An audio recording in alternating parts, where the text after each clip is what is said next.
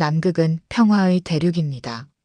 1959년 남극 조약 이후 64년간 단 한 번도 전쟁이 없었던 유일한 대륙이죠.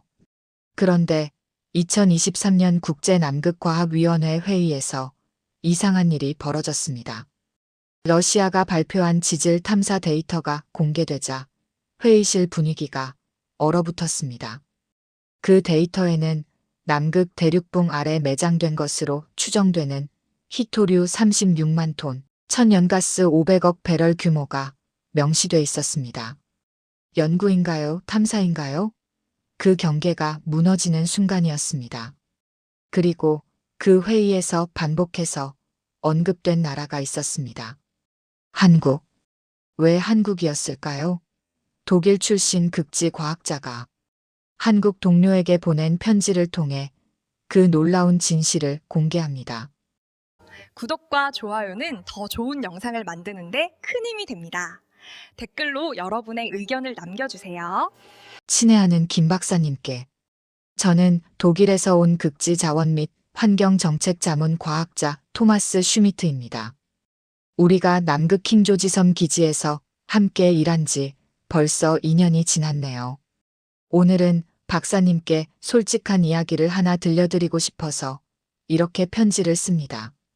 제가 처음 남극에 왔을 때의 이야기예요. 2021년 12월이었습니다. 저는 국제남극 공동연구 프로젝트에 참여하게 됐어요. 프로젝트 이름은 기후변화가 남극 생태계에 미치는 영향 연구였죠. 출발하기 전 저는 설렜습니다. 드디어 남극에 간다는 사실이 믿기지 않았어요. 어렸을 때부터 꿈꿔왔던 곳이었거든요. 남극은 평화의 대륙이라고 배웠습니다. 어떤 나라도 소유할 수 없고 군사활동도 금지되고 오직 과학 연구만 허용되는 곳이라고요. 저는 그걸 믿었어요. 진심으로요. 칠레 푸에르토 윌리엄스에서 쇠빙선에 올랐습니다. 2주간의 항해 끝에 남극반도가 보였어요. 거대한 빙벽, 끝없는 설원, 깨끗한 공기. 정말 아름다웠습니다. 킹조지 섬에 도착했을 때 저는 놀랐어요. 생각보다 많은 기지가 있었거든요. 러시아, 중국, 칠레, 아르헨티나, 그리고 한국. 작은 섬에 9개국 기지가 모여 있었습니다.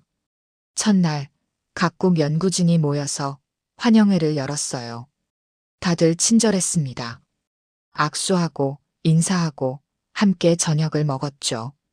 겉으로는 평화로웠어요.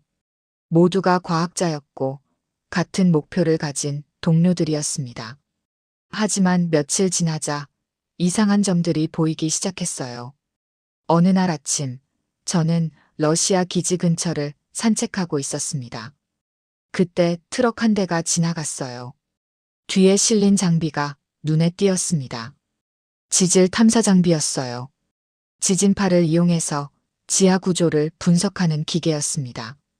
저는 의아했어요. 기후 연구에 왜 지질 탐사 장비가 필요하죠? 점심시간에 동료 과학자에게 물어봤습니다. 러시아 팀이 지질 조사를 해요? 동료가 쓴웃음을 지었어요. 연구라고 하죠. 하지만 다들 알잖아요. 다들 안다고요? 저는 몰랐는데요. 남극에는 엄청난 자원이 있어요. 석유, 천연가스, 히토류. 그냥 캘 수 없으니까 연구라는 이름으로 조사하는 거예요. 저는 충격을 받았습니다. 정말이에요? 토마스, 당신 너무 순진해요. 동료가 제 어깨를 두드렸어요. 남극 조약 때문에 지금은 채굴이 금지돼 있어요. 하지만 언젠가 조약이 바뀌면요. 그때 가장 많이 아는 나라가 유리하겠죠. 그날 밤 저는 잠을 이룰 수가 없었습니다. 머릿속이 복잡했어요. 남극은 평화의 대륙이 아니었나요? 과학 연구만 한다고 하지 않았나요? 다음 날부터 저는 주의 깊게 관찰하기 시작했습니다. 각국 기지의 활동을요. 중국 기지는 해저 탐사에 집중하고 있었어요. 잠수정을 띄워서 대륙붕 지형을 측정했습니다. 러시아 기지는 빙하 아래 지층 샘플을 채취했어요. 시추 작업이 자주 있었습니다. 노르웨이 팀은 위성 데이터를 분석하며 광물 분포를 추정했습니다. 모두가 연구라고 말했지만 실제로는 탐사였어요. 저는 실망했습니다. 인류 최후의 순수한 땅이라고 생각했던 남극이 사실은 조용한 자원 전쟁터였다니. 한 달쯤 지났을 때 국제 공동회의가 열렸습니다. 각국 연구팀이 모여서 진행 상황을 공유하는 자리였어요. 러시아 팀장이 발표를 시작했습니다. 우리 팀은 남극반도 동부 지역의 지질 구조를 분석했습니다. 화면에 복잡한 지도가 나타났어요. 지층 구조, 암석 분포, 단층선이 표시돼 있었습니다. 이 지역은 화성암이 풍부합니다. 히토류 매장 가능성이 높아요. 히토류요? 저는 귀를 쫑긋 세웠어요. 우리의 예비 분석에 따르면 약 36만 톤 규모로 추정됩니다. 회의실이 술렁거렸습니다. 36만 톤이면 엄청난 양이에요. 중국 팀장이 질문했습니다. 그 데이터를 공개할 계획이신가요? 러시아 팀장이 애매하게 웃었어요. 남극 조약에 따라 적절한 시기에 공개하겠습니다. 적절한 시기요? 즉, 지금은 아니라는 뜻이죠. 회의가 끝나고 복도에서 동료들끼리 수군거렸습니다. 러시아가 저렇게 공개적으로 말하다니. 뭔가 의도가 있는 거야. 아마 선점하려는 거겠지. 조약이 바뀌면 자기들이 먼저 발견했다고 주장할 거야. 저는 불편했어요. 이게 과학인가요? 이건 그냥 자원 쟁탈전 아닌가요? 그날 저녁, 저는 혼자 해변을 걸었습니다. 펭귄들이 어슬렁거리고 있었어요. 순수해 보였습니다. 하지만 인간은 달랐어요. 우리는 이곳에서도 경쟁하고 있었습니다. 며칠 뒤, 저는 한국 기지를 방문하게 됐습니다. 공동 연구 미팅 때문이었어요. 솔직히 말하면 저는 한국 기지에 큰 기대가 없었습니다.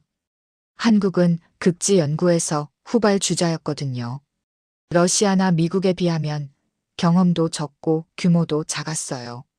하지만 세종기지에 들어서자마자 인상이 달랐습니다. 깔끔하고 체계적이었어요. 연구원들이 저를 반갑게 맞아줬습니다. 그중 한 분이 박사님이셨죠. 환영합니다. 멀리서 오셨어요. 박사님의 영어는 유창했어요. 그리고 뭔가 다른 느낌이 있었습니다. 러시아나 중국 연구원들과는 달랐어요. 회의가 시작됐습니다. 한국팀의 연구 발표였어요. 주제는 남극 해양 생태계 변화 모니터링이었습니다. 자원과는 전혀 관계없는 주제였죠. 박사님이 설명했습니다. 우리는 크릴 개체수 변화를 추적하고 있습니다. 기후변화가 남극 먹이사슬에 미치는 영향을 분석하는 거예요. 데이터가 화면에 나타났어요.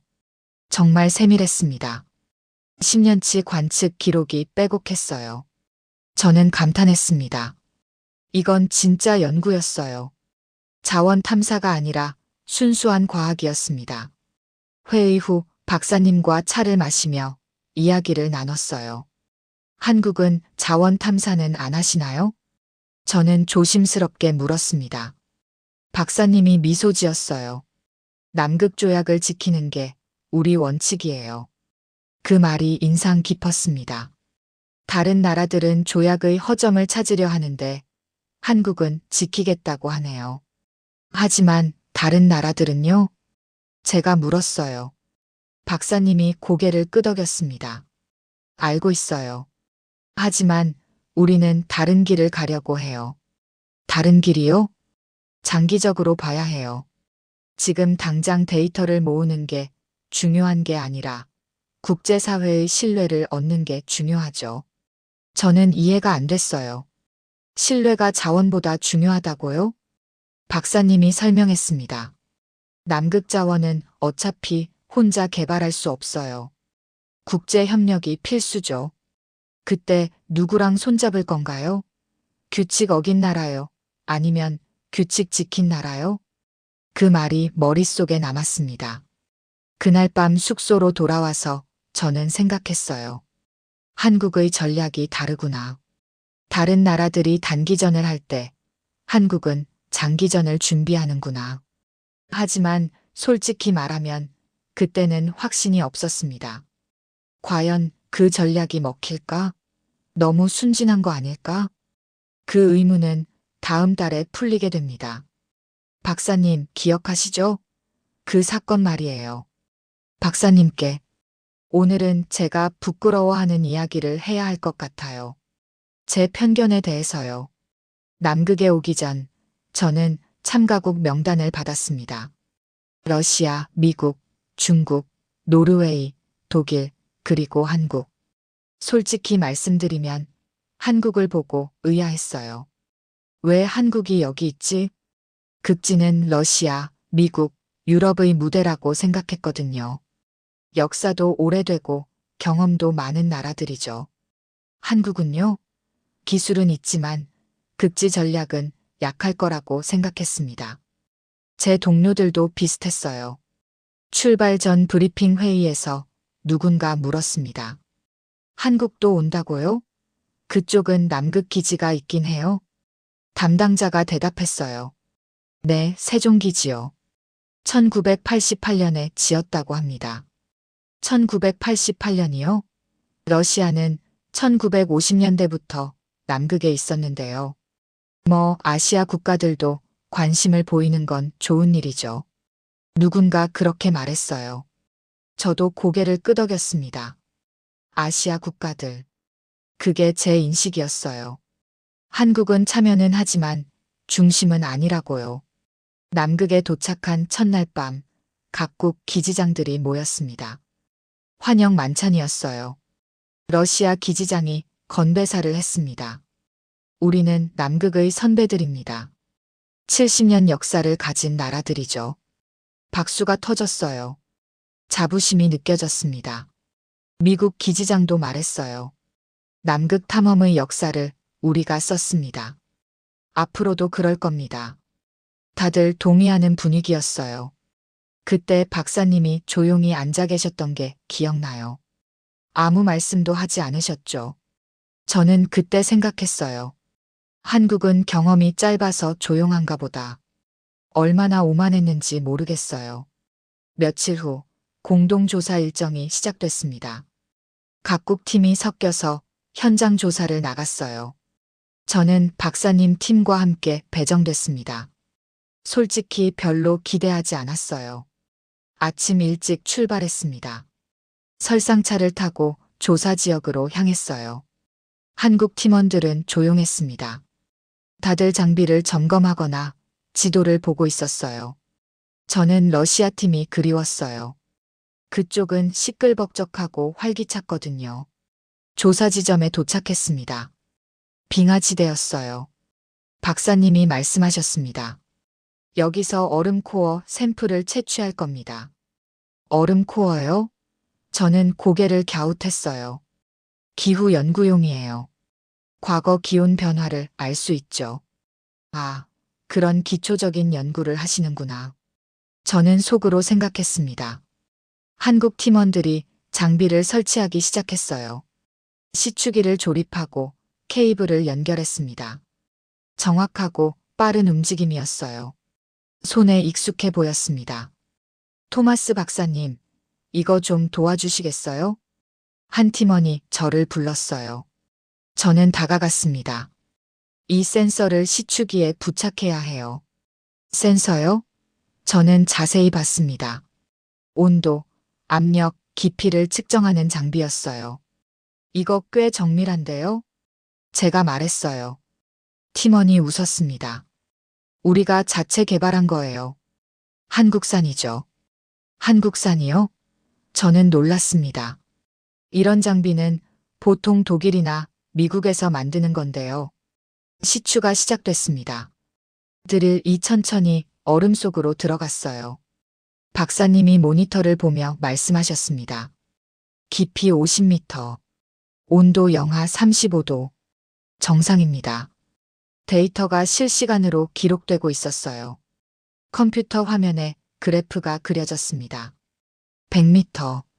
얼음 밀도 0.92. 예상 범위 아니네요. 박사님의 목소리는 차분했어요. 하지만 정확했습니다. 2시간 후 시추가 완료됐습니다.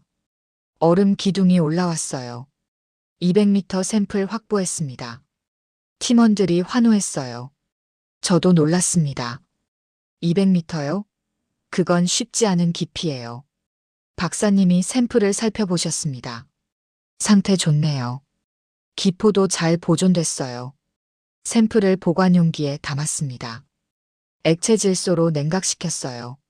모든 과정이 매뉴얼대로였습니다. 실수가 없었어요. 저는 감탄했습니다. 이 사람들 정말 전문가네요. 돌아오는 길에 저는 박사님께 물었습니다. 한국은 남극 연구를 얼마나 하셨어요? 세종기지를 지은 게 1988년이에요. 그러니까 35년 정도 됐네요. 35년이요. 생각보다 길었어요. 그동안 어떤 연구를 하셨나요? 박사님이 설명해 주셨습니다. 처음엔 기초 관측이었어요. 기온, 기압, 바람. 단순한 데이터 수집이었죠. 그럼 이제는요? 지금은 빙하 연구, 해양 생태계, 대기 화학, 지질 분석까지 합니다. 지질 분석이요? 저는 귀가 쫑긋했어요. 자원 탐사는요? 제가 직접적으로 물었습니다. 박사님이 잠시 침묵하셨어요. 우리는 하지 않습니다. 그 대답이 명확했어요. 하지 않는다고요. 왜요? 다른 나라들은 다 하는데요. 저는 솔직하게 물었어요. 박사님이 미소 지으셨습니다. 우리는 남극 조약을 존중해요. 조약은 명확합니다. 남극의 자원 개발은 금지예요. 하지만 연구라는 이름으로 하면 되잖아요. 저는 속으로 생각했습니다. 박사님이 제 표정을 읽으신 것 같았어요. 토마스 박사님은 우리가 순진하다고 생각하시죠? 저는 당황했습니다. 부인할 수가 없었어요. 솔직히요, 조금은요. 박사님이 고개를 끄덕이셨어요. 이해해요. 유럽 시각에서는 그렇게 보일 수 있죠. 그럼요. 하지만 우리는 다른 그림을 보고 있어요. 다른 그림이요? 남극은 언젠가 개발될 겁니다. 조약이 개정되거나 새로운 합의가 이뤄지겠죠. 맞는 말이에요. 저도 그렇게 생각했습니다. 그때 중요한 건 뭘까요? 얼마나 많이 알고 있는가? 아니면 얼마나 신뢰받는가? 신뢰요? 자원 데이터는 결국 공유될 수밖에 없어요.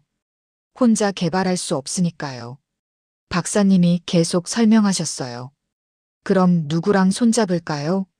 규칙 어긴 나라. 아니면 규칙 지킨 나라. 저는 할 말이 없었습니다. 한국은 지금 신뢰를 쌓고 있어요. 그게 우리 전략입니다. 그날 밤 숙소에서 저는 생각에 잠겼어요. 한국 팀을 과소평가했구나. 그들은 단순히 뒤처진 게 아니었어요. 다른 길을 가고 있었던 거죠. 하지만 여전히 의문이 남았습니다. 과연 그 전략이 통할까? 며칠 뒤 국제회의가 있었습니다. 러시아가 새로운 지질 데이터를 발표한다고 했어요. 회의실은 긴장감이 돌았습니다. 모두가 기대하고 있었죠. 러시아 팀장이 발표를 시작했어요. 우리는 외델의 인근 해저 지형을 분석했습니다. 화면에 입체 지도가 나타났어요. 해저 산맥, 계곡, 퇴적층이 보였습니다. 이 지역은 석유 매장 가능성이 매우 높습니다. 회의실이 술렁거렸어요. 우리 추정으로는 최소 500억 배럴입니다. 500억 배럴이요?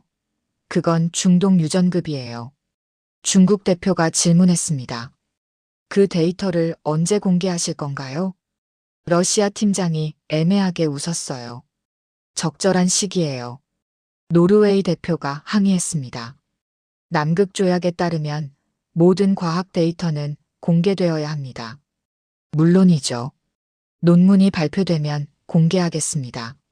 하지만 그게 언제죠? 저는 의문이 들었어요. 회의가 끝나고 복도에서 각국 대표들이 모였습니다. 러시아가 선점하려는 거야. 조약 개정되면 자기들 데이터를 근거로 주장하겠지.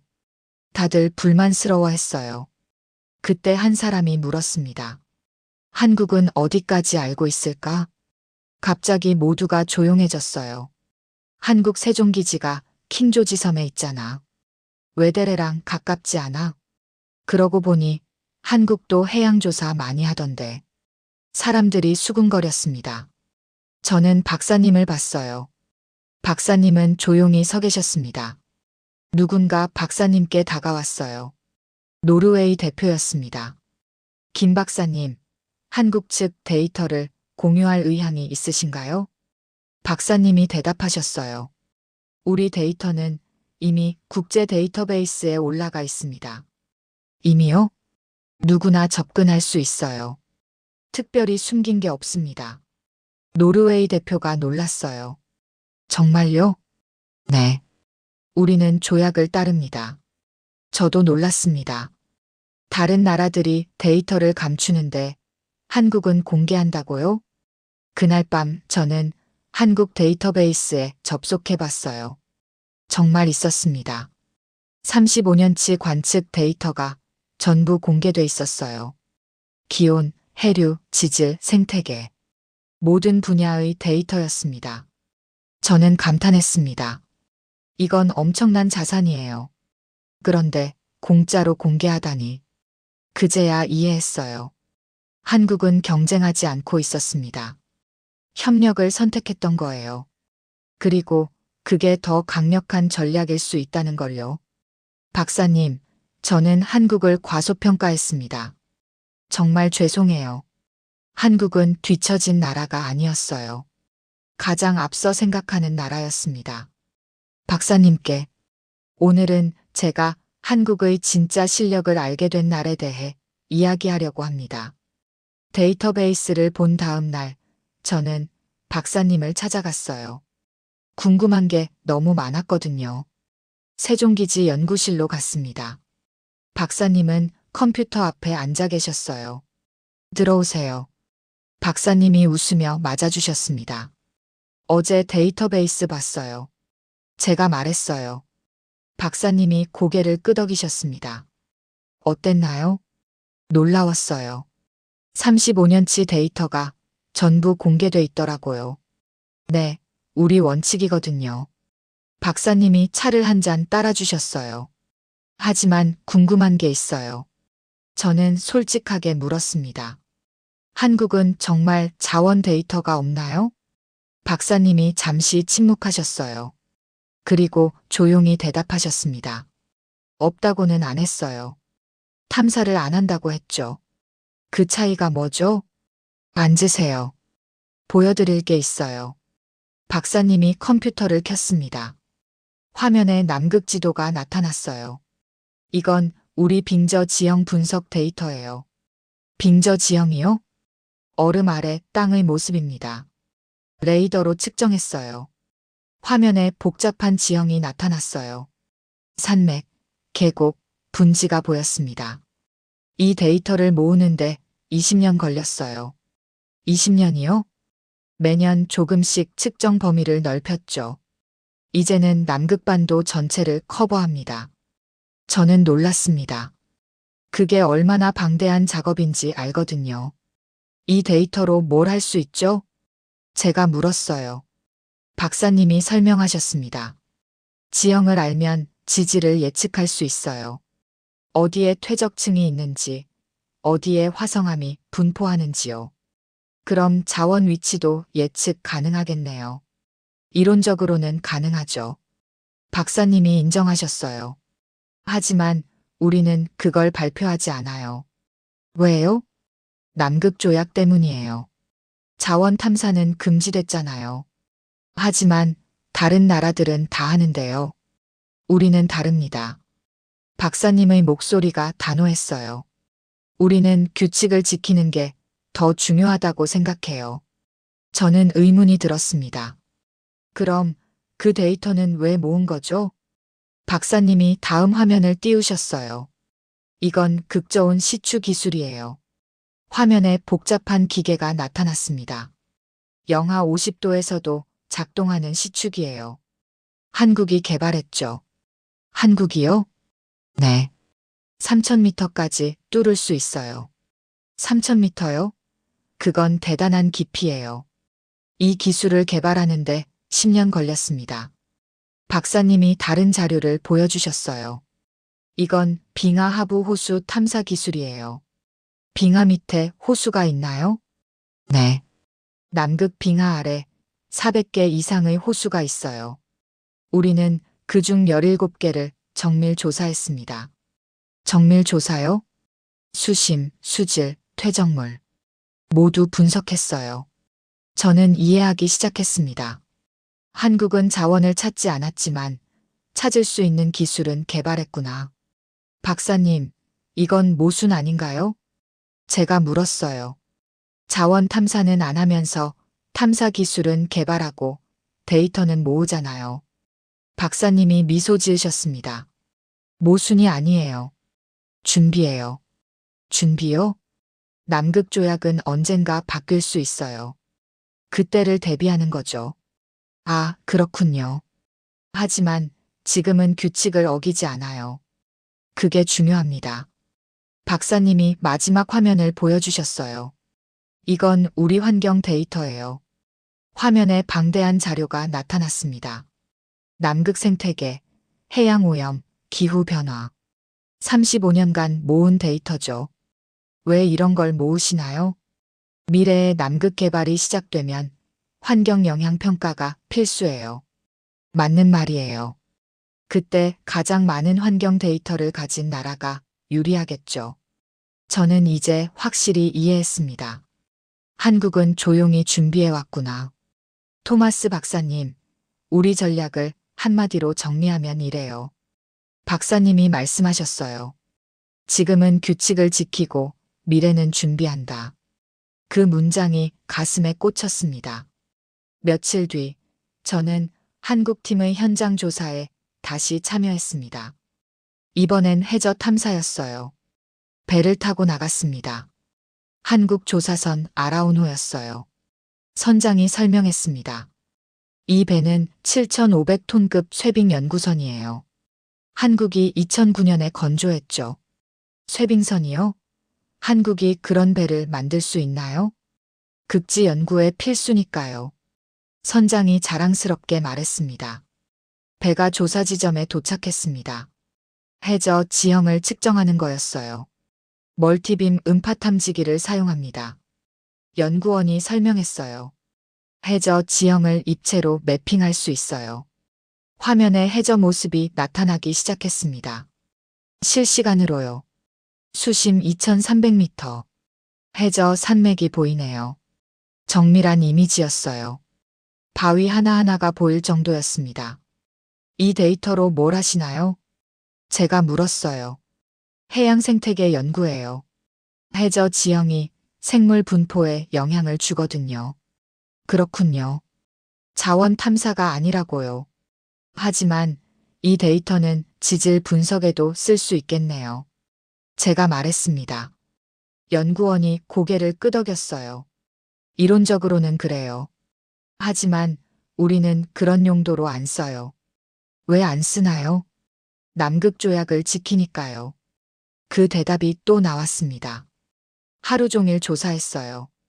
해저 지형 500제곱킬로미터를 매핑했습니다. 저녁에 배식당에서 연구원들과 이야기를 나눴어요.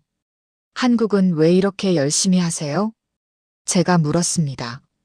한 연구원이 대답했어요. 우리는 자원이 없는 나라예요. 자원이 없다고요? 네. 석유도, 가스도, 광물도 별로 없어요. 그래서요? 그래서 미래를 준비해야 해요. 남극은 마지막 기회일 수 있거든요. 다른 연구원이 거들었습니다. 하지만 우리는 혼자 할 수 없어요. 국제 협력이 필수죠. 맞는 말이에요. 그래서 신뢰가 중요해요. 우리가 규칙 지키는 나라라는 걸 보여줘야 해요. 저는 감동했습니다. 이 사람들은 진짜 장기적으로 생각하고 있구나. 다음 날, 저는 한국기지 도서관에 갔습니다. 한국의 남극 연구 보고서를 읽고 싶었거든요. 보고서가 빼곡했어요. 35년치였습니다. 하나하나 읽어봤습니다. 놀라웠어요. 1988년 첫 보고서는 단순했어요. 기본적인 기상 관측 데이터뿐이었죠. 하지만 해가 갈수록 발전했습니다. 1995년에는 해양 관측이 추가됐어요. 2000년에는 빙하 연구가 시작됐습니다. 2010년에는 지질 분석이 포함됐어요. 2020년에는 위성 데이터 분석까지 했습니다. 체계적이었어요. 계획적으로 역량을 쌓아온 게 보였습니다. 그리고 모든 보고서에 공통점이 있었어요. 국제 협력을 강조한다는 점이었습니다. 러시아 팀과 공동 연구, 중국 팀과 데이터 교환, 독일 팀과 기술 협력. 한국은 혼자 하지 않았어요. 항상 다른 나라들과 함께 했습니다. 저는 깨달았습니다. 이게 한국 전략이구나. 혼자서는 약하지만 함께하면 강해진다. 그래서 신뢰를 쌓는 거구나. 저녁에 박사님을 다시 만났습니다. 보고서 읽었어요. 제가 말했어요. 어땠나요? 감탄했습니다. 한국은 정말 체계적이더라고요. 박사님이 웃으셨어요. 35년이 짧지 않죠. 다른 나라들은 70년, 80년 했는데요. 제가 말했습니다. 박사님이 고개를 끄덕이셨어요. 우리는 늦게 시작했어요. 하지만 더 열심히 했죠. 그게 느껴졌어요. 그리고 우리는 실수하지 않으려고 노력했어요. 실수요? 규칙을 어기는 실수 말이에요. 한 번 신뢰를 잃으면 회복하기 어렵거든요. 맞는 말이에요. 그래서 우리는 조심스럽게 움직였어요. 천천히, 하지만 확실하게요. 저는 박사님을 존경하게 됐습니다. 박사님, 한 가지만 물어볼게요. 네, 말씀하세요. 한국은 정말 자원 위치를 모르시나요? 박사님이 잠시 침묵하셨어요. 알고는 있어요. 대략적으로요. 역시 그렇군요. 하지만 확인하지 않았어요. 시추도 안 했고 샘플도 안 채취했어요. 왜요? 그게 우리가 지킬 수 있는 마지막 선이니까요. 박사님의 눈빛이 진지했습니다. 우리는 준비는 하지만 선은 넘지 않아요. 그게 한국입니다. 그날 밤 저는 일기를 썼습니다. 한국은 가장 많이 준비한 나라지만 가장 드러내지 않은 나라다. 그들은 조용히 기술을 개발하고 데이터를 모으고 역량을 쌓았다. 하지만 규칙은 어기지 않았다. 이게 진짜 전략이다. 힘을 과시하지 않으면서 힘을 키우는 것. 박사님, 저는 한국을 다시 보게 됐습니다. 박사님께 오늘은 모든 게 바뀌기 시작한 날에 대해 이야기하려고 합니다. 제가 한국의 전략이 왜 중요한지 진짜로 이해하게 된 날이에요. 2023년 3월이었습니다. 남극조약협의 당사국 회의가 열렸어요. 칠레 산티아고에서였죠. 저도 독일 대표단의 일원으로 참석했습니다. 각국에서 200명 넘는 대표들이 왔어요. 회의 첫날은 평범했습니다. 환경보호, 관광관리, 기지안전. 매년 다루는 주제들이었어요. 하지만 둘째 날 분위기가 달라졌습니다. 러시아 대표단이 특별 발표를 요청했거든요. 남극의 미래, 자원 활용 가능성에 대한 연구 결과를 공유하고자 합니다. 회의장이 술렁거렸어요. 자원 활용이요? 러시아 대표가 발표를 시작했습니다. 우리는 지난 10년간 남극 대륙의 지질 구조를 체계적으로 분석했습니다. 화면에 남극 지도가 나타났어요. 여러 지역이 색깔로 구분돼 있었습니다. 이 지역들은 희토류, 석유, 천연가스 매장 가능성이 높습니다. 구체적인 숫자들이 나왔습니다. 희토류 36만 톤, 석유 500억 배럴, 천연가스 300조 세제곱피트. 회의장이 얼어붙었어요. 물론 남극 조약에 따라 현재는 개발이 금지돼 있습니다. 러시아 대표가 덧붙였어요. 하지만 인류의 미래를 위해 논의는 필요하다고 봅니다. 노르웨이 대표가 손을 들었습니다. 이건 조약 위반 아닙니까? 아닙니다. 우리는 연구만 했어요. 개발은 하지 않았습니다. 러시아 대표가 대답했어요. 하지만 이런 발표 자체가 조약 정신에 어긋나지 않나요? 호주 대표도 항의했습니다. 조약 정신이요? 조약은 연구를 금지하지 않습니다. 러시아 대표의 목소리가 단호했어요. 회의가 중단됐습니다. 각국 대표들이 긴급 협의에 들어갔어요. 복도에서 사람들이 모여 수군거렸습니다. 러시아가 드디어 본색을 드러냈어. 이제 시작이야. 중국도 곧 따라할 거야. 저도 불안했어요. 남극이 자원 전쟁터가 되는 건가요? 그때 누군가 말했습니다. 한국은 어떻게 생각할까? 사람들이 한국 대표단 쪽을 봤어요. 박사님도 거기 계셨습니다. 한국도 데이터 많잖아. 뭔가 알고 있을 텐데. 한국이 러시아 편을 들까? 우리 편을 들까? 저는 박사님께 다가갔습니다. 박사님, 이거 어떻게 보세요? 박사님이 조용히 대답하셨어요. 예상했던 일이에요. 예상했다고요? 언젠가 이런 날이 올 줄 알았어요. 조약이 흔들릴 거라는 걸요. 박사님은 놀라지 않으셨어요. 오히려 침착했습니다. 회의가 재개됐습니다. 이번엔 중국 대표가 발언권을 요청했어요. 우리도 남극 자원에 대한 연구를 진행했습니다. 역시 그렇군요. 저는 예상했습니다. 우리 연구 결과 남극 대륙붕에는 망간, 코발트가 풍부합니다. 중국도 구체적인 데이터를 발표했어요. 이것은 미래 인류를 위한 중요한 정보입니다. 미국 대표가 항의했습니다. 이런 발표들은 남극을 자원 경쟁의 장으로 만들고 있어요. 우리는 단지 과학적 사실을 공유하는 겁니다. 중국 대표가 반박했어요. 회의장이 양분됐습니다. 자원 데이터를 공개하자는 쪽과 반대하는 쪽으로요. 그때 노르웨이 대표가 제안했습니다. 중립적인 의견을 듣는 게 어떨까요?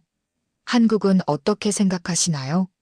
모든 시선이 박사님에게 쏠렸습니다. 박사님이 천천히 일어나셨어요. 한국의 입장을 말씀드리겠습니다. 회의장이 조용해졌어요. 우리도 35년간 남극을 연구했습니다. 데이터도 축적했고요. 박사님이 말씀하셨어요. 하지만 우리는 자원 데이터를 발표하지 않았습니다. 왜요? 여러 대표들이 궁금해했어요. 남극 조약의 정신을 존중하기 때문입니다. 박사님의 목소리가 또렷했어요. 조약은 명확합니다. 남극은 평화와 과학을 위한 대륙이에요. 맞는 말이에요. 저도 고개를 끄덕였습니다. 자원 데이터를 발표하는 순간 남극은 평화의 대륙이 아니게 됩니다. 박사님이 계속 말씀하셨어요. 그래서 한국은 지난 35년간 한 번도 자원 관련 발표를 하지 않았습니다. 회의장이 술렁거렸어요. 러시아 대표가 질문했습니다. 그럼 한국은 자원 데이터가 없다는 건가요? 박사님이 잠시 침묵하셨어요. 있습니다. 하지만 공개하지 않을 겁니다. 왜요? 조약을 지키기 위해서입니다. 박사님의 대답이 명확했어요. 미국 대표가 박수를 쳤습니다. 몇몇 나라들도 따라 박수쳤어요. 하지만 러시아와 중국 대표는 표정이 좋지 않았습니다. 회의 후 휴식 시간에 저는 박사님께 물었어요. 박사님, 솔직히 한국도 데이터 공개하고 싶지 않으세요? 박사님이 씁쓸하게 웃으셨어요. 물론 유혹은 있죠. 우리도 35년 노력했으니까요. 그럼요. 하지만 한번 무너지면 끝이에요. 조약도 신뢰도요.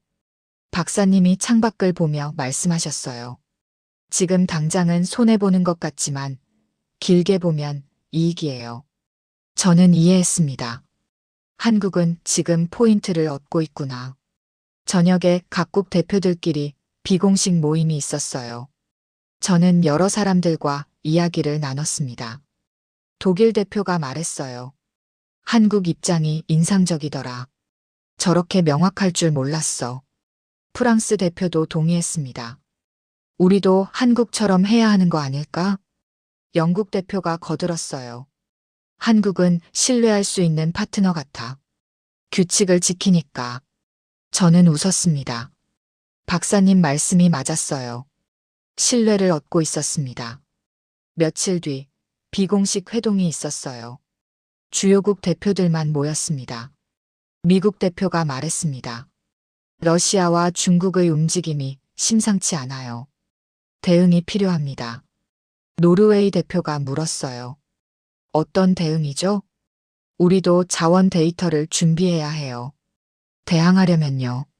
아니에요. 저는 속으로 생각했습니다. 그럼 똑같아지잖아요. 호주 대표가 제안했습니다. 한국은 어떻게 생각해요? 박사님이 조용히 말씀하셨어요. 대항이 아니라 원칙을 지켜야 합니다. 원칙이요? 러시아와 중국이 조약을 흔들고 있어요. 우리까지 흔들면 조약은 무너져요. 맞는 말이에요. 대신 우리가 조약을 지키는 모습을 보여줘야 해요. 그래야 국제사회가 우리 편이 돼요.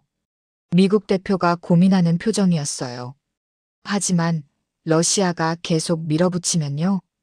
그럼 더욱 우리가 단합해야죠. 조약 지키는 나라들끼리요. 박사님의 논리가 설득력 있었어요. 회동이 끝나고 미국 대표가 박사님께 다가왔습니다. 한국 입장이 정확하네요. 우리가 배워야 할 것 같아요. 박사님이 겸손하게 대답하셨어요. 우리는 경험이 적어서 원칙만 지키려고 해요. 그게 오히려 강점이더군요. 저는 생각했습니다. 회의 마지막 날, 최종 선언문을 채택했습니다. 남극 조약 당사국들은 남극의 평화적 이용 원칙을 재확인한다. 자원 개발은 여전히 금지되며 모든 연구는 과학적 목적으로만 수행돼야 한다.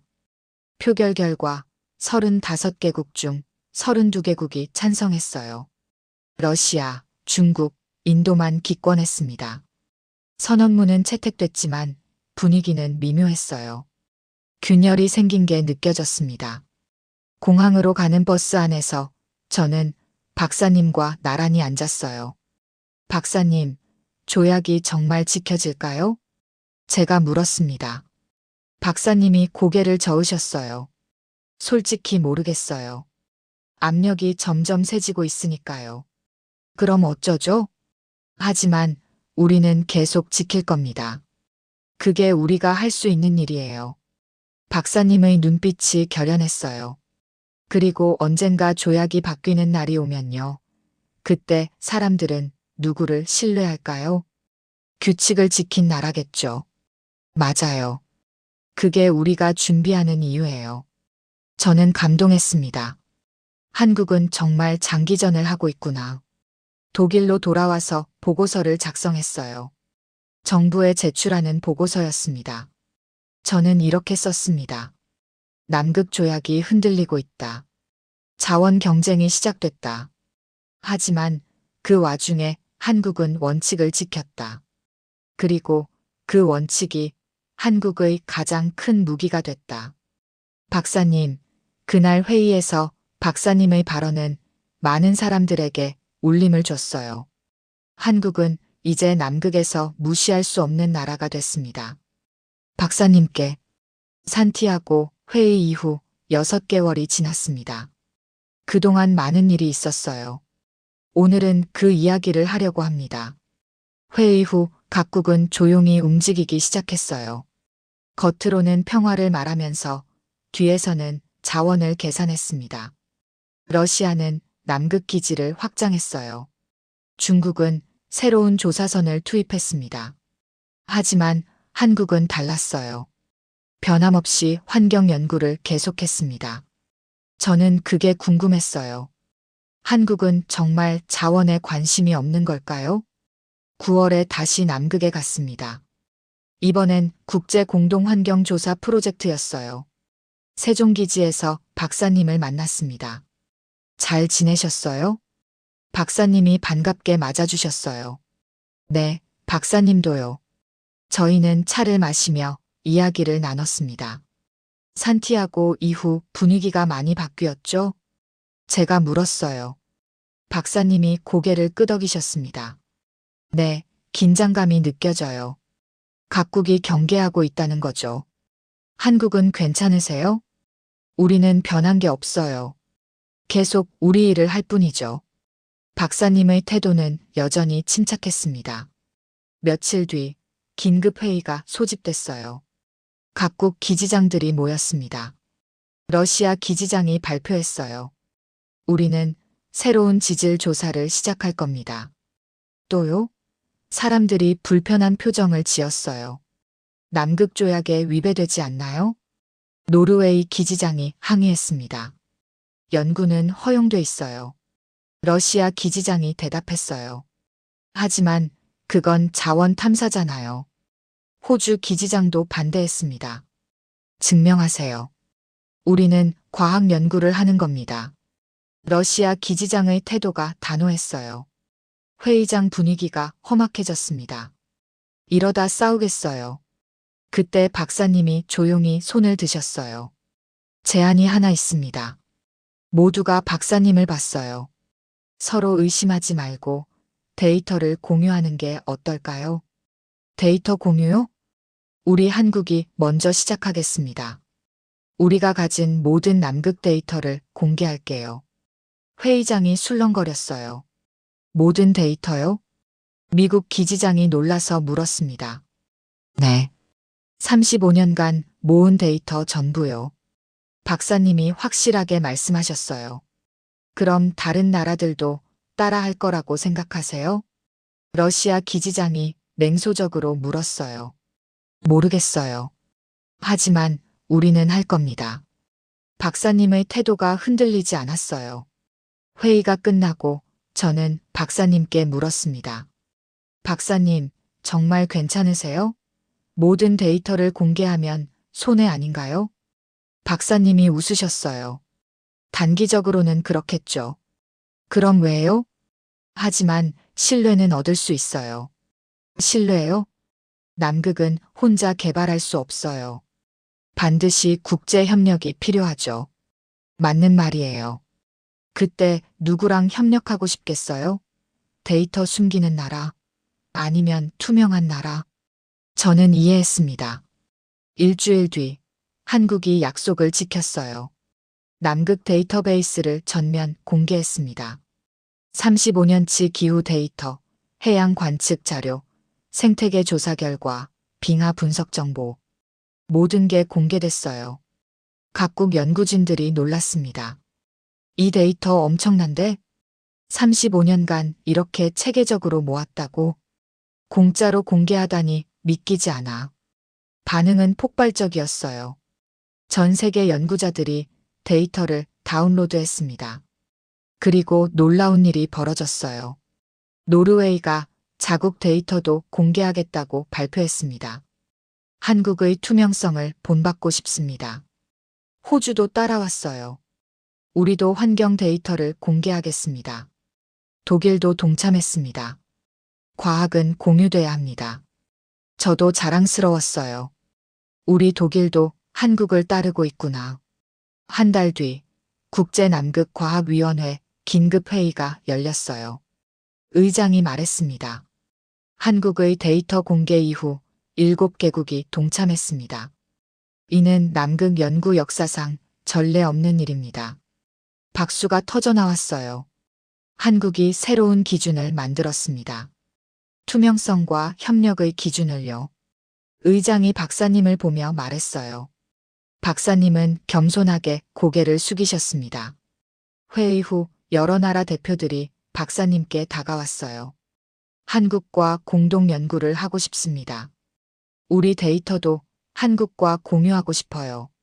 한국 기술을 배우고 싶습니다. 모두가 한국과 협력하고 싶어 했어요. 저도 그 중 한 명이었습니다. 박사님, 독일과 한국이 공동 프로젝트를 하면 어떨까요? 제가 제안했어요. 좋죠. 무슨 주제로 할까요? 빙하 하부 호수 연구는 어떨까요? 완벽하네요. 독일 시추 기술과 한국 분석 기술을 합치면 좋겠어요. 우리는 악수했습니다. 협력이 시작되는 순간이었어요. 그 후 3개월 동안 저는 한국 팀과 함께 일했습니다. 정말 배울 게 많았어요. 한국 연구원들은 세심했습니다. 데이터 하나하나를 꼼꼼히 확인했어요. 이 수치 이상한데요? 한 연구원이 말했습니다. 뭐가요? 제가 물었어요. 온도 변화가 너무 급격해요. 센서 오류일 수도 있어요. 다시 측정했습니다. 정말 센서 오류였어요. 이런 실수가 논문에 들어가면 큰일 나죠. 연구원이 말했어요. 맞아요. 정확성이 생명이죠. 저도 동의했습니다. 그들의 태도에서 배웠어요. 성실함이 결국 신뢰를 만든다는 걸요. 12월에 프로젝트가 완료됐습니다. 결과는 성공적이었어요. 우리는 빙하 하부 호수에서 새로운 미생물을 발견했습니다. 극한 환경에서 사는 생물이었어요. 논문을 공동으로 발표했어요. 독일과 한국 공저였습니다. 발표회에서 제가 말했습니다. 이 연구는 한국의 투명성 덕분에 가능했습니다.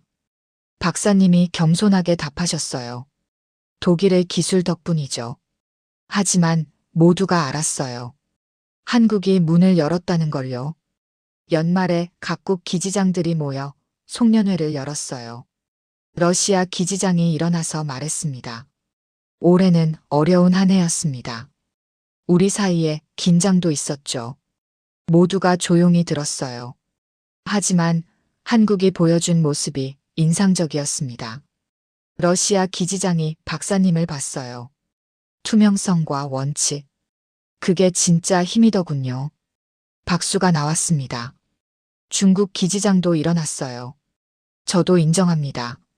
한국은 옳았어요. 이건 놀라운 발언이었어요. 중국이 인정하다니. 앞으로 우리도 더 투명하게 가겠습니다. 회의장에 박수가 울렸어요. 저는 감동했습니다. 한국이 분위기를 바꿨구나. 그날 밤 박사님과 마지막 차를 마셨어요. 박사님, 한 가지 깨달았어요.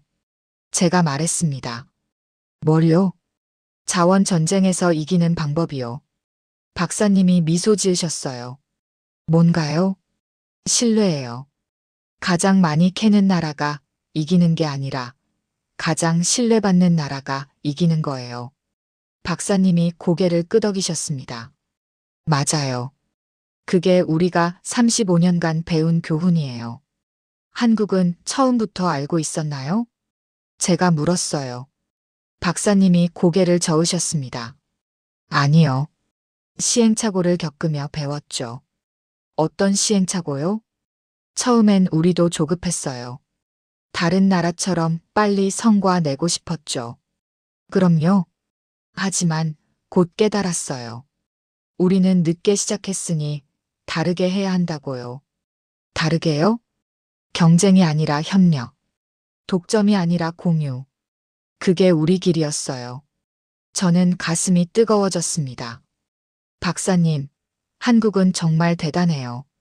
아니에요. 우리는 그냥 원칙을 지켰을 뿐이에요. 박사님은 겸손하셨지만 저는 알았어요. 그 원칙을 35년간 지키는 게 얼마나 어려운지를요. 독일로 돌아오는 비행기 안에서 저는 생각했습니다. 남극자원 전쟁은 이제 시작이에요. 앞으로 더 치열해질 겁니다. 하지만 그 전쟁에서 가장 중요한 무기는 신뢰라는 걸 한국이 증명했어요. 그리고 그 신뢰를 얻은 나라는 결국 한국이었습니다. 박사님, 저는 이제 확신합니다. 남극의 미래에서 한국의 역할이 매우 클 거라고요. 친애하는 김 박사님께 이제 이 긴 편지를 마무리할 시간입니다. 제가 왜 이 편지를 쓰게 됐는지 말씀드리고 싶어요. 베를린으로 돌아온 지 3개월이 지났습니다. 하지만 저는 여전히 남극에서의 시간을 잊을 수가 없어요. 아니, 잊고 싶지 않습니다. 그곳에서 제가 배운 것들이 너무 소중하거든요. 무엇보다 한국에 대해 배웠습니다. 처음 남극에 갔을 때 저는 한국을 과소평가했어요. 솔직하게 고백합니다. 저는 오만했습니다. 유럽인으로서의 오만함이었죠. 우리가 최고라는 생각, 아시아 국가들은 따라오는 입장이라는 편견. 그 편견이 얼마나 잘못됐는지 저는 남극에서 깨달았습니다. 한국은 작은 나라가 아니었어요. 늦게 시작한 나라도 아니었습니다. 한국은 가장 현명하게 준비한 나라였습니다. 35년간 조용히, 그러나 확실하게 역량을 쌓았어요. 기술을 개발하고 데이터를 모으고 경험을 축적했습니다. 하지만 무엇보다 중요한 건 원칙을 지켰다는 거예요. 남극 조약을 존중했습니다. 자원 탐사의 유혹을 뿌리쳤어요. 단기적 이익보다 장기적 신뢰를 선택했습니다. 그게 얼마나 어려운 일인지 저는 압니다. 다른 나라들이 경쟁적으로 데이터를 모으는데 혼자 원칙을 지킨다는 게 얼마나 힘든지요. 하지만 한국은 해냈어요. 그리고 그 결과 가장 신뢰받는 나라가 됐습니다. 이제 남극에서 한국의 위치는 확고합니다. 기술력으로도 인정받고 데이터로도 인정받고 무엇보다 태도로 인정받았어요. 제가 독일로 돌아와서 동료들에게 이야기했을 때 다들 놀랐습니다. 한국이 그렇게 대단했어? 우리가 몰랐던 거네. 네, 우리가 몰랐던 겁니다. 아니, 보려고 하지 않았던 거죠. 저는 이제 동료들에게, 학생들에게, 정부 관계자들에게 한국 이야기를 합니다. 남극에서 가장 원칙을 지킨 나라, 가장 투명한 나라, 가장 협력적인 나라, 그리고 바로 그 때문에 미래가 가장 밝은 나라라고요. 박사님께서 제게 가르쳐 주신 게 있어요. 자원 전쟁에서 진짜 무기는 신뢰라는 것. 남극은 단기간에 개발할 수 없어요. 국제 협력이 필수입니다. 그럼 누가 주도하게 될까요? 가장 많이 아는 나라가 아니에요. 가장 신뢰받는 나라입니다. 그 기준에서 한국은 언제나 안전한 선택지였어요. 러시아는 데이터를 숨겼습니다. 중국은 의도를 감췄어요. 다른 나라들도 조심스러웠죠. 하지만 한국은 달랐어요. 투명하게 공개하고 원칙을 지키고 협력을 제안했습니다. 그래서 모두가 한국을 찾습니다. 독일도, 노르웨이도, 호주도, 미국도 모두가 한국과 협력하고 싶어 해요. 제가 이 편지를 쓰는 이유는 2가지입니다. 첫째, 제 오만함을 사과하고 싶어서입니다. 박사님, 저는 한국을 무시했어요. 극지 연구의 후발주자 정도로만 생각했습니다. 하지만 틀렸어요. 한국은 후발이 아니라 선도자였습니다. 다르게 생각하고, 다르게 행동하고, 다르게 준비한 나라였어요. 그 사실을 깨닫는데 시간이 걸렸습니다. 부끄럽지만 인정합니다. 둘째, 한국 국민들에게 말하고 싶어서입니다. 여러분은 자랑스러워해야 합니다. 여러분 나라가 남극에서 무엇을 이뤘는지 알아야 해요. 35년간 한국 과학자들은 혹독한 환경 속에서 연구했습니다. 영하 50도의 추위, 거센 바람, 고립된 생활. 그들은 묵묵히 일했어요. 화려하지 않게, 조용하게, 그러나 확실하게. 그리고 원칙을 지켰습니다. 유혹이 있었을 텐데도요. 그 결과 한국은 남극에서 가장 존경받는 나라가 됐습니다. 이건 단순한 과학 성과가 아니에요. 국가 품격의 증명입니다. 한국은 규칙을 지키는 나라예요. 약속을 지키는 나라입니다. 원칙을 중요하게 여기는 나라죠. 그런 나라와 세계는 협력하고 싶어 해요. 그런 나라를 세계는 신뢰합니다. 저는 확신합니다. 남극 자원의 문이 열리는 날이 오면 세계는 한국을 찾을 거예요. 누구와 함께 할지 고민할 때 가장 먼저 떠오르는 나라가 한국일 겁니다. 왜냐하면 한국은 가장 오래 준비했고, 가장 투명했고, 가장 협력적이었으니까요. 박사님께서 말씀하셨던 게 기억납니다. 우리는 지금 신뢰를 쌓고 있어요. 맞았어요. 한국은 정말 신뢰를 쌓았습니다. 그리고 그 신뢰가 한국의 가장 큰 자산이 됐어요. 이 편지를 마치면서 저는 약속합니다. 독일로 돌아가서 한국 이야기를 계속하겠습니다. 제 동료들에게, 학생들에게, 정부에게 한국이 얼마나 대단한 나라인지, 어떻게 남극에서 신뢰를 쌓았는지, 왜 우리가 한국을 배워야 하는지, 그리고 저는 한국과 계속 협력하고 싶습니다. 앞으로도 공동 연구를 제안하고 데이터를 공유하고 함께 미래를 준비하고 싶어요. 한국은 제게 큰 가르침을 줬습니다. 진짜 힘은 무기에서 나오는 게 아니라 원칙에서 나온다는 것. 진짜 승리는 경쟁에서 이기는 게 아니라 신뢰를 얻는 거라는 것. 박사님, 그리고 한국의 모든 극지 과학자 여러분께 깊은 존경을 표합니다. 여러분이 35년간 쌓아온 것은 단순한 데이터가 아니에요. 국가의 품격입니다. 여러분이 지켜온 것은 단순한 규칙이 아니에요. 인류의 미래입니다.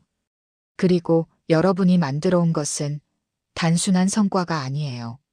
신뢰라는 자산입니다. 한국 국민 여러분, 자랑스러워 하세요. 여러분 나라는 남극에서 가장 조용히 준비한 나라지만 가장 큰 존경을 받는 나라입니다. 여러분 과학자들은 세계 어느 나라보다 원칙을 지켰고, 그래서 세계 어느 나라보다 신뢰받습니다. 남극 자원의 시대가 열릴 때 세계는 한국을 기억할 겁니다.